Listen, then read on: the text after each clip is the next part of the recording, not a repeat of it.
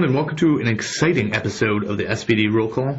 We're coming to you live from the SBD studios, and by live I mean pre-recorded, and by studio I mean the world's most basic recording equipment known to man.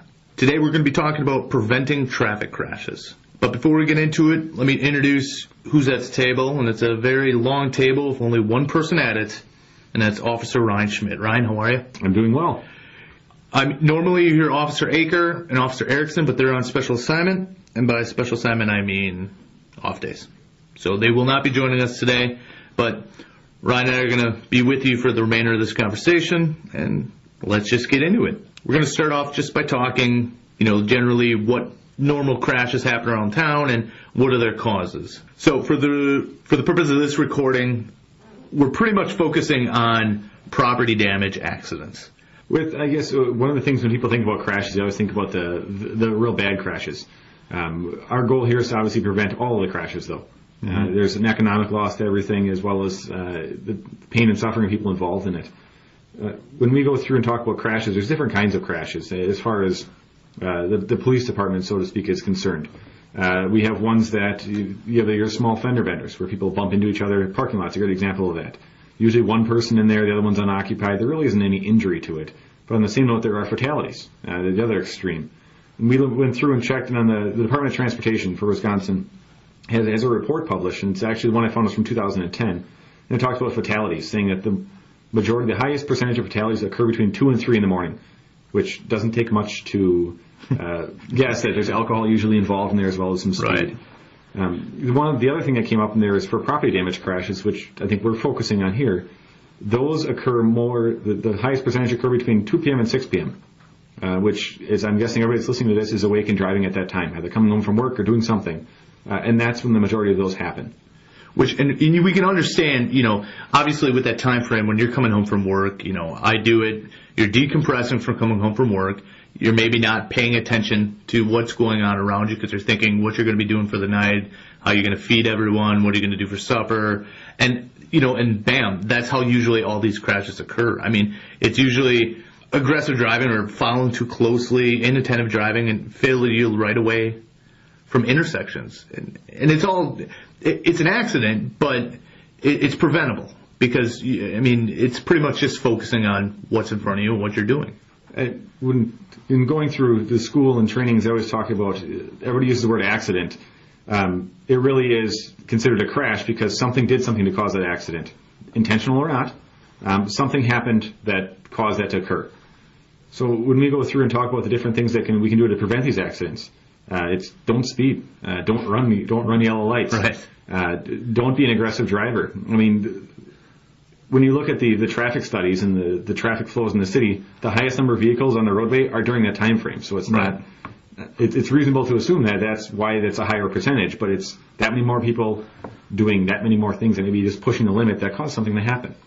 All right, let me bust some scary numbers and stats to you. And it's not so much scary, but we did a little research from January 1st to November. In 2011, we had 1,387 crashes in the city of Sheboygan. Now, the flip side of that, 2012, from January until November, we've had 1,364. So it's going down, but they're almost, they're at the same. It's not like we're getting higher if we're getting lower. We're just a tad bit lower. Yeah, and I think we're getting better, but I think we're just a snowstorm away from that changing. Right. And the numbers of accidents or crashes for that matter is one thing, but you look at the money part of it, and it's tough to put money attached to it. But as far as the DOT is concerned, the number that have been reported to them, so over $1,000 damage to one vehicle involved or somebody that's injured, the economic loss in what they estimated in 2010 was $12.5 million. That's just the city of Sheboygan. And folks, you can find this out. Just go to the Department of Transportation website. You can check out their 2010 traffic crash facts, and you can get all this information. This is out there for anyone to look at, and that is a high amount of money being for these traffic offenses that are preventable. To be honest, they are preventable. Yeah, I think everyone is. Right. If it's a snowstorm and someone's driving too fast, you're following too closely. You need to be prepared to stop in whatever condition you're driving in. Right. Yeah, snow is not an excuse for accidents. It's a factor in accidents, but it's not an excuse for accidents. So now, I'm not going to bore you for which intersections. I'm assuming if you're listening to this, you live in Sheboygan, you drive through Sheboygan, you know what our bad intersections are. 14th in Erie, 14th in Indiana. I mean, you know where it is. I mean, but we've checked, and the average speed of a citizen driving in Sheboygan is 33 miles per hour. And we got that from a speed trailer. Now, Ryan, for those not familiar what a speed trailer is, why don't you give them a little lowdown? Well, as you guys are driving around town, I'm sure most of you have seen we have a white trailer. It's flashing numbers that flash back and tell you how fast you're going. We can go through and set whatever the speed is, and anything above that, it's going to flash and tell you, because not everybody's looking down at their speedometer the whole time they're driving. You may be keeping up with traffic, but that traffic might be going 42 miles an hour and you don't realize it. So what we do with the speed trailer is whenever we have a concern about speeding somewhere, there's a couple different options we can do. We can put an officer out there with a radar gun, but when people see a black and white car, they tend to slow down. Yeah. We kind of do the same thing with the speed trailer, which is kind of twofold, that it documents how fast people are going, it logs it for us, and it shows it back to them. So it's actually a kind of somewhat of a deterrent in itself. Works for some people, not for others. Sure. So it actually documents that. And we try to go through and try and figure out, how do we find the average speed for the city? Well, the majority of the traffic in the city travels the 14th Street Business Drive and Calumet corridor. That's the highest number of traffic, the highest traveled roadway in the city of Sheboygan. So we went through and set up the speed trailer. For those of you that remember, it was up by Evergreen Park, up by Calumet North Avenue. It was at Calumet and Cooper, right up by Cooper School there. Then it was down at 14th in New Jersey. And then we moved it down to Business Drive by Quick Trip, by Business and Mead. We took all four of those. It was out there for 2 weeks in each location. After a week, it gets turned around, so we get the other speed of traffic going north and south. And we compiled all those numbers, figured it all out, averaged it out, and it came at 33 miles an hour. Mm-hmm. The speed limit for all of those areas is 25 miles an hour, so it's 8 miles an hour over what it should be. Right. Which brings you, that's the beauty of a speed trailer. I know Ryan touched on it, when they see a black and white vehicle with lights on top of it, everyone turns into the world's perfect driver, 10 and 2, for safety reasons, 10 and 2, looking straight ahead. We get a lot of calls always saying, how come you can't catch speeders on Weeding Creek or coming down Business? But the simple fact is, once they see a squad car, the brake lights start flashing, and everyone gets a general idea. And you'll see some programs that we have where we'll actually have a couple officers out there, assignments where we'll have a number of officers just conducting speed enforcement in the area. And the goal of that is to obviously slow down traffic. But if you have a couple people there continually, there's an assumption that you're going to come through that it's probably going to happen again. So it works for a period of time, and then it kind of tapers off. Right. And Ryan, what are some efforts at the Sheboygan Police Department? I know you came up with an idea, and how can citizens help to try to curb these crashes, try to curb the speeding and the rolling through the stop signs? I know you just came up with an idea. It's called the Pace Car. Can you walk us through it? Sure. Actually, I kind of came across it, and really what it is it's a community-based effort to try and curb that behavior, to get people driving better. And the idea that the Pace Car, I'm not quite sure exactly where it came from. There's a couple agencies that use it, though, from Boise, Idaho, Honolulu, Santa Cruz, California, Salt Lake City. All use this program they consistently call a Pace Car program. Similar to a race car or race car track, there's a Pace Car that slows everybody down. Same theory. And really what it is if a person's concerned about speeding in the neighborhood, mm-hmm. They usually call the police saying, can you watch my street? Well, nobody's speeding there when we're there, right. Like we were just talking about. But if you're driving around, we just ask that you don't speed.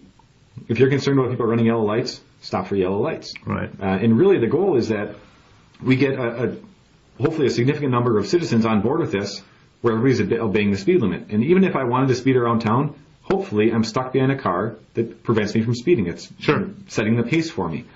And it kind of goes into a little more detail from there. And it's actually a sticker and a pledge program. And the pledge is that you actually can sit down, read through our pledge talking about driving within the speed limit on all community streets in Sheboygan, treat all pedestrians and bicyclists with respect and share the road with them, give yourself enough travel time so you don't sacrifice courtesy or safety of others.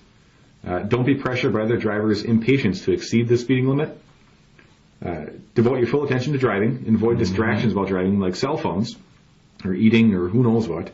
and try and actually drive less. It's kind of tough in winter in Wisconsin, but try and walk or use your bicycle. Take the bus. Sure. It helps avoid the traffic congestion, saves money, and helps improve the environment. Now, Ryan, you scared me when you say sticker, all right, because my car is pretty cherry, and I don't want to stick a sticker on my window. Well, and that's one of the things that came up as obviously a big concern. Who's going to put a big rectangular sticker on their car saying, I drive the speed limit, I support the police, I support the police. So we bounced it around for a little while. We actually came up with a design of a sticker that doesn't say Sheboygan Police Pace Car. It just basically has a symbol with a kind of little arrow pointing forward saying SPC for Sheboygan Pace Car, and just below it is just a web address for the Sheboygan Police. And on there's a link for the Pace Car to SheboyganPolice.com. It says underneath it's blue and white. I think it's pretty snazzy. And then we actually, in addition to that sticker, we have a vinyl cling that you can stick on your window, awesome. so you don't have to put it on your car. Don't worry about your paint.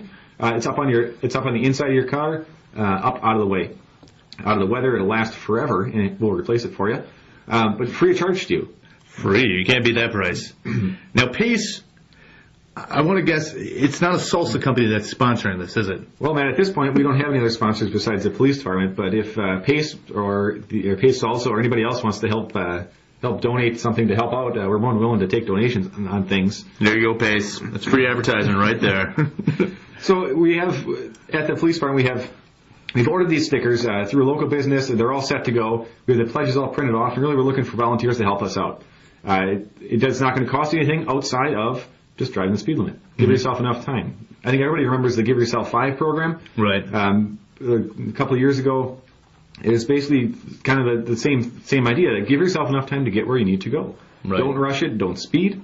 And get where you need to go in a safe and courteous way. And realize by doing this, you're changing the tide for crashes in Sheboygan. I mean, that whole giving yourself time to get to work or giving yourself time to do whatever you need really slows everything down and puts everything in perspective. Try to remember the 2010 cost of what these accidents are costing. I'm sure you could use that money on other things besides fixing your car. And the figure that the DOT came up with, that's just the monetary loss. That's not you being out of a car. Right. You go into the hospital and other things there. I mean, the injuries aren't even included in that. So we're really trying to kind of curb that or do what we can to help prevent it. Mm-hmm. So it's really meant to be a community-based project or program to get going. And really, at the different neighborhoods throughout the city, when they recognize there's a speeding thing or something going on, and maybe it's your school or your kid's school that's having problems with speeding, excellent. We have this program that we can do. Right. Something to set up there that I would like to drive around town and see these stickers all over the place. I know it's not going to happen that way, but even if you don't put a sticker on, just slow down. Sure. Well, even by putting on that sticker, though, I mean, and signing that pledge, you do have to follow the rules of the road. I mean, I think that there's an obligation when you sign a pledge to yourself to make sure that you're following through with it. I mean, that's the reason why there's an actual form you fill out. Right. Is to try and remind yourself that, hey, I signed on to this, to do this. I'm not doing checkups on you. Right. But it's something that we think is beneficial, helpful to have, and for that matter, I mean, we can. There's an option on there for an email address. I'd love to keep you updated with problem areas, saying, you know what, at 14th and Indiana, we've had significant problems with whatever it may be. People are running yellow lights. When you get to the intersection, make sure that you don't do that, please. Right. Yeah, the yellow light is definitely a common misconception in Sheboygan, or I'm assuming everywhere.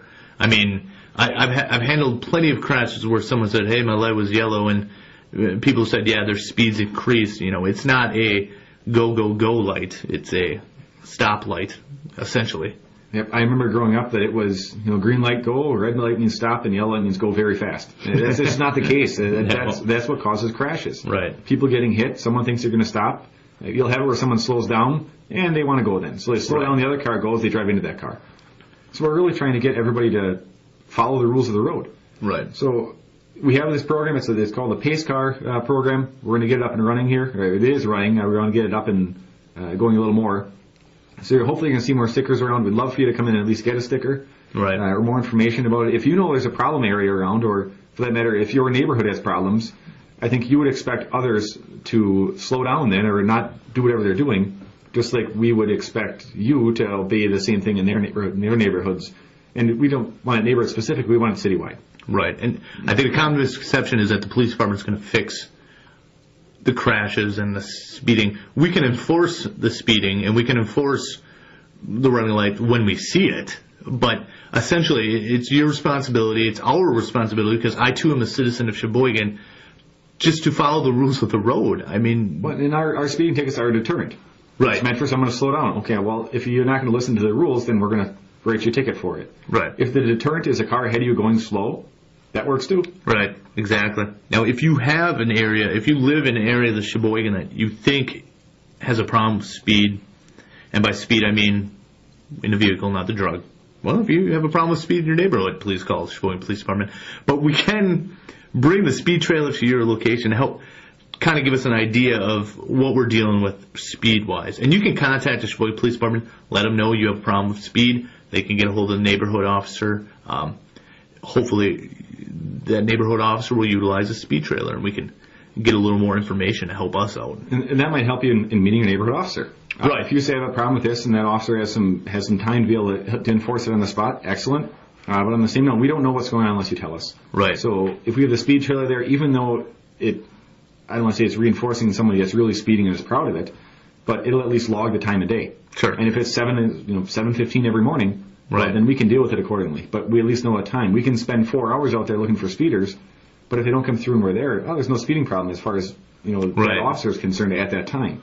But right, there might be a better reflection, and the neighbor is telling us there's a problem. We get the speed trailer out there and have some type of monitoring system in place to help curb that behavior. And we're gonna have another roll call episode coming up about what you can do as a citizen when you observe these problems and a problem vehicle in your neighborhood speeding and stuff. We're going to touch on how you can kind of stop the problem by contacting the police department. How you can help us help you. Right. And in addition to just giving us a call about things, another step is a program similar to the Pace Car, or the Pace Car program for that matter. If you know there's a problem around there or something, say it's at your school or wherever you're going, and there's always a problem with people causing or not abiding by something there. Right. If we can have a group of people that are going there and utilize this, that's what it's there for. Sure. It'll work great, but we need to get people on board with it. And that starts by coming to the Sheboygan Police Department. Once you fill out those pledges, get your PACE sticker or window cling, and get involved. Become one of the PACE cars. I think that's a great idea. I think it's going to help the city, and by helping the city, you're going to help yourselves. Right. If you can't get to the police department right away, jump on the website. There should be a link on top. If it's not there yet, it should be there very shortly about the Sheboygan Pace Car. A little more information, sample pledge, so you can see it. We ask that you come down here, though, if you can, just because postage is expensive. And if we send out a bunch of these, it's going to cost us a pile of money. So it's much easier if you're out and about, stop in. We can have them waiting at the front desk for you. Or even check with your neighborhood officer. I'm sure he'd be more than willing to run out to you a pledge and a Pace Car. Absolutely. If you can get in touch with us, that's a great example. To have a neighborhood officer out there, great chance for you to meet him. If you already know him, even better, or her. Right. And they can bring the form right out to you. Sure. Well, all right, everyone, that's going to do it for this week's episode. As always, you can contact us with future episode ideas or comments by going to the SPD website and clicking on the roll call banner. Once again, just stay safe and thanks for listening.